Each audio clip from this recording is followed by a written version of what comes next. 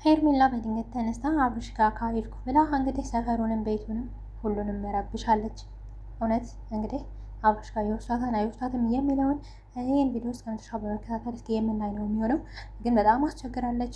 በቃ ሄርሜላ ደግሞ እርግዝና አምሮባታል። እኔ ብቻ ነው ወይስ እናንተ ናችሁ? በጣም ውበቷ ደፋ። እውነቴን ነው የምላችሁ። ዋው!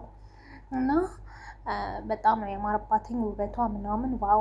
ብዙዎቻችሁ እንደውም ከሄርሜላ ጎን ነን ሄርሜሌ ምናምን በጣም እያቀበጣችኋትኝ ነው። ኮሜንት እያየሁኝ ነበር ነው። የሩት ወዳጆች ደግሞ ከሩት ጎን ናችሁ። በዚህ መሀል ግን አብርሽ ብዙዎቻችንን አሳዝኖናል፣ ከኔም ጭምር። እኔ አብርሽ አሁን ላይ ማለቴ በቃ በራሱ መወሰን በራሱ ነገራቶችን ማድረግ እየቻለ አይደለም። ለምንድን ነው እንደዚህ የሆነ? በአብርሽ በቃ ከሁለታቸውም ያችኛዋ ሚስቱ ነች፣ ይችኛዋም እንግዲህ ሚስቱ ነች። ምንም ማድረግ አንችልም። ግን እንዴት እንደዚህ ሊሆን ይችላል? አብርሽ በጣም ነው እያሳዝነኝ ያለው። አብርሽ ወደ ጤንነቱ ወደ ነበረ ማንነቱ ልክ ቤዛ እንዳለችው ቤዛ ወንድሜ ተስተካክሎ ምናምን ማየት ፈልጋለሁ እያለች ሩታ ላይ ስትጮህ ነበር። ብዙዎቻችን ደግሞ ብዙዎቹ የሚጠረጥሩት ሩት ነው።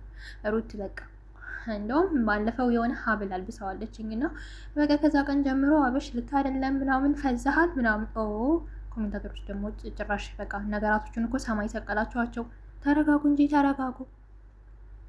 ሩት ማለት እኮ የልጁ እናት ነች። ምን ታረጋዋለች? ምንም አታደርገው። እንደውም መጠርጠር ካለበት እዚህ ጋር እውነት እናውራ ከተባለ መጠርጠር ካለበት የምትጠረጠረው ሄርሜ ነች። ሄርሜላ ግን እንደዚህ አታረግም። አብርሽ በቃ አሁን ላይ ደብሮታልኝ። ምክንያቱም ሄርሜላን ይወዳታል። በቃ ሄርሜላን ይወዳታል። ብዙዎቻችን አምነን መቀበል ያልፈለግነው ያልቻልነው ነገር ቢኖር አብርሽ ሄርሜላን እንደሚወድ ነው። ሀላስ በቃ ከወደደው ሰው ጋር ይኖር።